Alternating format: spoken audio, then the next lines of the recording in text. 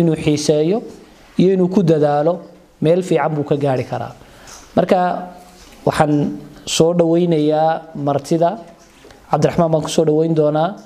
aynu ka faa'iideysano waayo Jaanis inoo soo maray weeyaan waxa kale oo ka codsanayaa inta aanan ka bixin qabanqaabiyaasha barnaamijka in hawshan hore loo sii wado oo marar kale la qabto the name of Allah the most gracious and the most merciful is saved from his blessing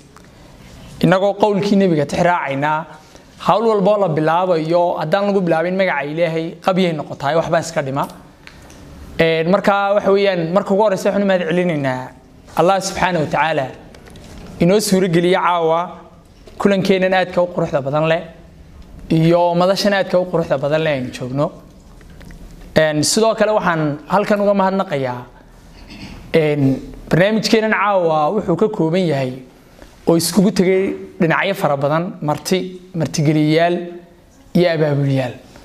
marka waxaan u mahadnaqayaa guests hosts and organizers of this dadkii soo qaban qaabiya ama abaabulay barnaamijkan caawa aadka u quruxda badan leh oo ayaan la daahir ugu horeeyo khadarna uu ku xigo inantaas malaha magacaygiina si fiican u sheegtay markii warune Cabdiraxmaan baa la yiraahdaa laakiin badana you can call me magaca kale inantaas idin sheegaysa samaaco magacaas ay badan dadku aad igu yaaraan dhamaantood waxaan leeyahay aad iyo aad baa u mahadsantiin qaabka quruxda badan leh aad u soo agaasinteen barnaamijkeenan caawa sidoo kale waxaan u mahadnaqaynaa martigeliyaasha barnaamijka ka soo qayb galay iyagana sidoo kale martida laftirkooda aan anigu qayb ka ahay professorka gudoomiye ku-xigeenka jaamacadda Adna Mustafa Xasan Daahir oo insha Allah caawa aan rajooyin ka qabo in wax badan idin faa'iideyn doono oo xog aad u badan u idin la wadaagi doono hadii la qadaro insha Allah isaga naga dambeyn doona wixii aan ka tagnana isaga ku dari doona aniga ahaan aad baan ugu faraxsanahay inaan qayb ka noqdo oo aan kala qayb noqdo waxa weeyaan gudoomiyaha iyo maamul Khalid kulankan caawa anigu fursadan ka faa'iideysanaya sidoo kale waxaan u mahadnaqayaa oo aad iyo aad halkan uga dirayaa hambalyo iyo baaq fariina maayarka gobolka maayarka degmada Balgobole Maxamed Cabdi Maxamed Shiine Cabdihayaan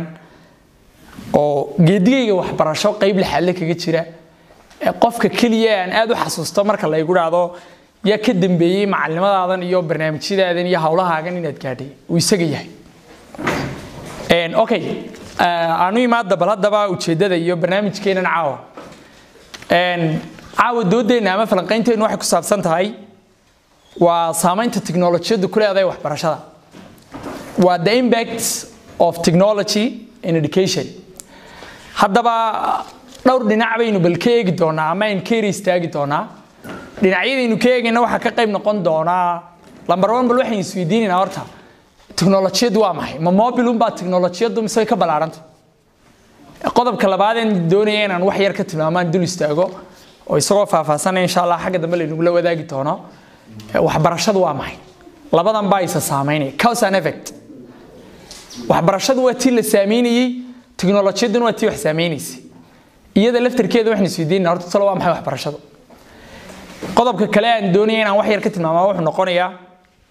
imise nooc kamid ah tiknoolajiyada baa waxbarashada loo isticmaalaa waxa la wax kasto tiknoolajiyada waxbarashada looma isticmaalo inteeba waxbarashada loo isticmaalaa baan baleeynaa sidoo kale waxaan waxoogaa yar iyadana dul istaagi doonaa impactiga saameynta uu leeyahay togan iyo tabanba sidoo kale waxaan sheegi doonaa tiknoolajiyadan waxbarashada loo isticmaalaya maxay faa'iido u leedahay waxbarashadan casriga ah iyo dadkan casriga ah maanta jooga maxay khasaare ku haysaa ama ay dib ku haysaa baan iyadana doonayna inaan waxoogaa ka tilmaamno ugu dambeyn waxaanu eegi doonaa bal insha Allah hadii la qadaro wixii aragtiya aan xal u arko ama aan isleeyahay waa macquul oo waa qaabkii ugu quruxda badnayd waxaan looga hortagi lahaa ama looga faa'iideysan lahaa inaan ku soo xidho ayaabaan insha Allah bal isku yiraahday doonaa okay bal markaa waxayna daba ku horeynaynaa bilowga saynu ka wada warqabno qarnigii 12aad adduunka waxa loo aqoonsaday amaba uu ahaaba inuu ahaa age of technology qarniyo wax la soo maray age kala duwan xilli baa la yiraahdaa iron age xilli ahdi dhagaxaanta marba waxba la taagnaa laakiin qarnigii 21aad wixii ka dambeeyay dunida iyo dadka jooga waxa loo aqoonsaday inay yihiin technology age markaan leeyahay digital age ama technology age waxaan ka wadaa yar min weyn ka ugu yar ilaa ka ugu weyn saameyn bay ku leedahay technology-yada technology-duna door aad muhiim ah bay ka ciyaartaa in our life waxbarashadu kaliya maaha nolosheena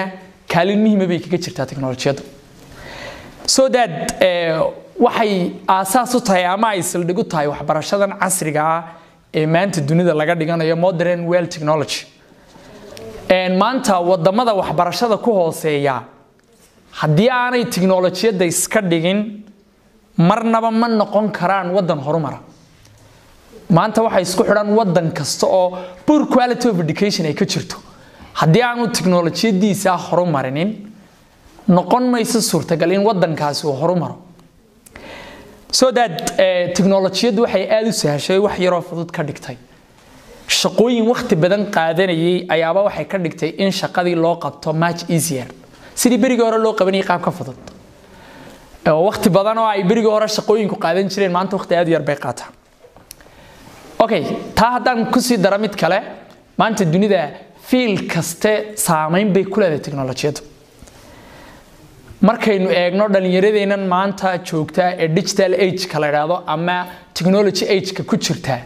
waxay aad u daneeyaan markay wax dhiganayaan inay isticmaalaan technology-yada aan idin xasuusiyay markaan technology-yada leh mobile kaliya uu yaani maskaxdiina ku soo dhicin way ka ballaarantahay technology-yadu mobile khaliya laakiin bal xagga dambeeynu ku sheegi doonaa noocyada la isticmaalo ee munaasibka ku ah waxbarashada marka la dhiganayo so that mobilka computerada televisionada internetka waxaan oo dhan markaan isku wada darno made our work much easier shaqadii aynu waxbarashada ka qabanayna waxay ka dhigtay wax aad u sahlan oo fudud waqtiga la soo maray waxbarashada si lagu dhiganayo Ilaahay inuu ogaa maanta laakiin aad bay u fududahay waxaan ku sii soconaynaa kale agabkan technology-yada la isticmaalo toolka ama system-yadan waxaan oo dhan waxay kordhiyeen kor u qaadeen learning interactive sidoo kale waxay waxbarashadii ka dhigeen waxay dadka dhiganaya xiiseynayaan technology-yadu waxay saashay in ardaydii wax wada dhiganaysay ay sidii berigii hore isku dhex geli jireen si ka duwan isku dhex galaan bay saashay wax fudud ka dhigtay oo waxaan xasuustaa anigoo aan waqti saa u sii fogba dugsiga ka bixin iskuulkayga dhan dhiganaynay galaaskayga WhatsApp group ma online markaan dugsiga sare dhiganaynay maxaan WhatsApp yeelanaynaa galaaska dhan baa mobile waxa haystay dad fara ku tirisade laba saddex qof baaba maantana primary-ga labade grade 8 baa waxay leeyihiin WhatsApp group ardayda imika dugsiyada hoose dhex dhigata ayaaba interaction ka dhex dhaca ay technology-yadu fududeysay halka ka dareemaysa isku soo wada duubo aqoonta maanta dunida taala dhalinyaradan digital age-ka ama technology-yada la kacday qaab aad u fudud bay ku heli karaan waliba munaasiba wherever they are waliba xasuusnaado meel kasta ay joogaan haddaanay isaga dhinaciisa hagarasha ka imanin si yaro aad u fudud buu ku helaya waxbarashadii sidoo kale waliba waxbarasho saameyn leh oo tii hore ka saameyn badan markaan saale waxa laga yaabaa marar badan in wixii la dhiganayay afku la isku oranayay maanta ay tisoo taabsibay dunidu maraysayo casharka aad dhigatay biology-ga isagoo maqal iyo muuqaal aad helaysaa taawan kartaa ee samuuradun birbiriya kamidana maqalun bay nagu haydo meel looga kacaamay jirin ama halka looga dhaafa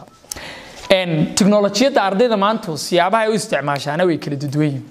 maanta haddaba inagu caawa waxaynu falanqeynaynaa in ka hadlaynaa dhinacyada faraha badan ee loo isticmaalo ma doonin inaynu ka hadalno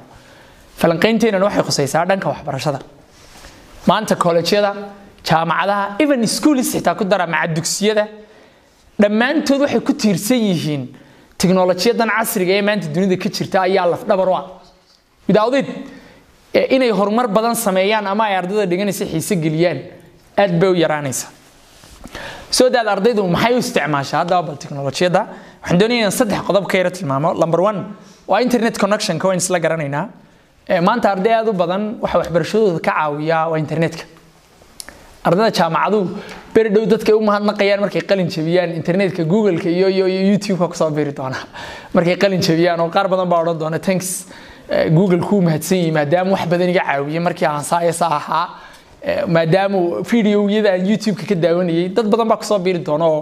markay qalin jabiyaan waxay u mahadnaqaan macallimiintooda waalidkood cidii gacanta ku haysay dadkii caawiyay laakiin imika helbriska waxa ku biiraya sheekh google baa ku biiraya oo Google-ku maanta de wax sahlan maaha internet-ku markaa way ka isticmaalaan ardaydu sidoo kale waxay la isticmaalaa okay projectorada kamida dhinacyada macallimiinta iyo ardaydu waa isticmaalaan projectorku waa wax sahli kara ardaygiina xiise gelin kara marka wax loo dhigayo waqtiyada kamida waxa dhacaysa inuu macallinku waqti badan uu ku luminayay samuurada ku qoritaankeeda wax uu ku qoriyo laakiin maanta technology-du waxay keentay in zero simple macallinku PowerPoint presentation inuu diyaarsado computerkiisa iyo projectorka iskeliyo samuurada uu ku qabto dan zero simple waliba ka xiisa badan qaabkii markii hore inay ardaydu wax ku dhigtaan waana dhinacyada laga isticmaalo technology-da ay kamid tahay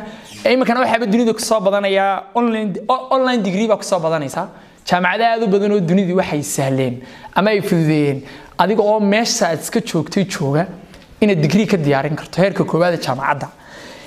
okay marka waxaynu technology-da leenahay technology-du aad iyo aad bay u mahadsan tahay maadaama ay waxbarashadii ka kaxaysay from passive oo ay geysay hab active oo qofku uu shaqaynayo isagoo wax baaranayo okay waxaan ku sii darayaa kale waanigi su'aali markii dhitoolaayeen doonaya balna midmid uga jawaabo wixii kale su'aal haysaan ee midmadoodin ka galana xagga damad naga weydiin doontaan oo professor-kii baa ina la fadhiyo insha Allah idinka jaahil saar doona waxyaabo badan oo maskaxdiina ka dhex guuxaya number 1 horta technology-du waa maxay qodobkan doonaya inaan isla garanaa waa ka markaan ka isla fahnaan bal waxa kale oo yar gudbi doona technology-du horta maaha mobile oo kaliya technology-du waxaan ku qeexaynaa term ereyga waxaynu isticmaalaynaa material ha noqdo tool ha noqdo technique farsamo iyo xeelad ha noqdo maxaan dhahaa system iyo nidaam ha noqdo waa wax kasta oo nolosheena ka dhigaya waxaynu qabanayno qaab fudud u qabanaa technology-da leedahay taawin isla fahnaan malaynaya technology-du waxay noqonaysaa wax walba ay nolosheena qabanayno wax sahlayo oo ka dhigaya inaynu si fudud u qabanno ayaaba waxaynu aqoonsanaanaynaa inay technology tahay isla markaana wax walba oo ina farxad gelinaya qaabka loo qabtay sidoo kale ka dhigaya wax soo saarkii ama shaqadii more productive ayaa waxaynu aqoonsanaanaynaa ama aynu isla garanaynaa inay technology tahay technology-da haddaan si kale definition badan bay leedahay si yaro kale u qeexo waa waxa shaqadeena ka dhigaya much easier and less time consume shaqadaynu qabanayno inaynu u qabanno qaab fudud isla markaana waqtigeenu ku bixin jirnay mid ka yar aynu ku bixinade technology-du waa waxa shaqooyinkii aynu qaban jirnay qaabkaynu u qaban jirnay qaab aan ahayn u qabata waqtigii aynu ku bixin jirnay waqti aan ahayn ku dhamaysa ama ku qabata technology-da okay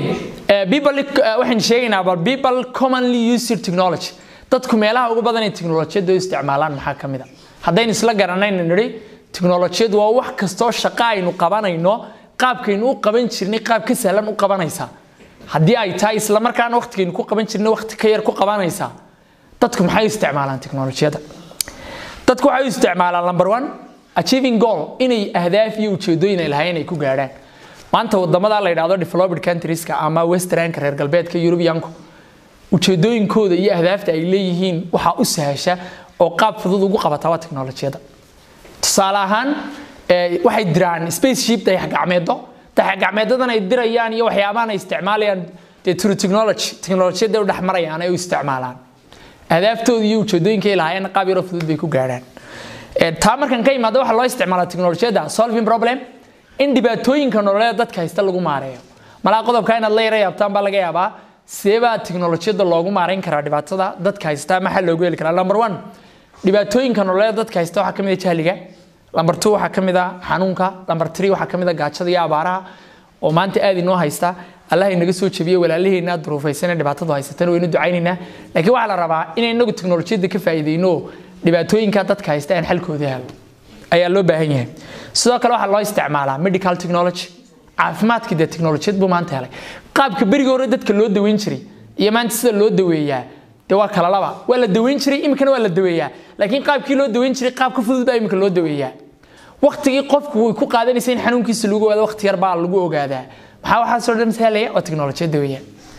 okay information technology kuwa ku dheeraan maayo manufacturing even wax soo saarka loo isticmaalaa maanta oo beerihii la qodan jiray intaas oo saacadood intaas oo maxay la sugayo maanta technology baa dunida uga shaqeysa qaab aad u fudud baa wax soo saarada iyo product soo baxaya iyo service-ka la qabanaya technology-da dhexdeeda loo dhaxmariyaa oo qaab yar aad u sahlan looga faa'iideeyaa waayahay bal hadaba aanu nimaadno teeni waxbarashada teknolojiyadda waxbarashada qaabkee baa loogu isticmaalaa se inteebaa teknolojiyadda loo isticmaalaa waxbarashada number 1 waxaan soo qaadanaa smart boardska inaga wali inay soo gaadhin laakiin insha Allah way iska soo gaari doonaan smart boardska waxa la rabaa samuurado waxa weeyaan qaab u shaqeynaya screen touch imka maalin dhaweedan daawanay Hindiya wadamada dunida ugu horumarsan bay kamid tahay dhinaca teknolojiyadda IT-gana deegaaba ugu horeeyo oo mudooyin aad u badan lagu tagi jiray dhacdeen waxay isticmaalaan smart boards samuurad baa gidaarka lagu dhijinayaa waa screen touch macallinku any color uu dooranaya xaga imka macallinku qalin casi mid madow ka haysto isagoo ka qorqorayo lama qorqoraye waxa la sameeyaa iyadun baa taabanaysaa meesha u baahantu baa taabanaysaa qalinka waxaad ku dooranaysaa hab screen touch tabta mobilkeena oo kale وانا سمرضه wax baa lagu dhiganaya teen soo marnayna weyn ogeyno blackboard baa la isticmaalay waqti baa blackboard ku jirino loox la isticmaalay waan samaano time waan xasuustaa lagu qoray khad gacanta la masaxayay hadana waa laga yiri guro samurad hadana book imika book iyo waxani out of date bay noqonayaan okay waqti badan ma haystaan malaynaya inaan inta wax ka badan sheego waan jeclaa laakiin waxaan ku soo koobayaa waxyaabaha kale la isticmaalo waxa kamid ah projectorada televisionada whiteboardska laftirkooda teknolojiyadii soo galayaan projector kuna waa bade marka waxa weeyaan adigu soo wada duubo teknolojiyadan waxbarashada loo isticmaalo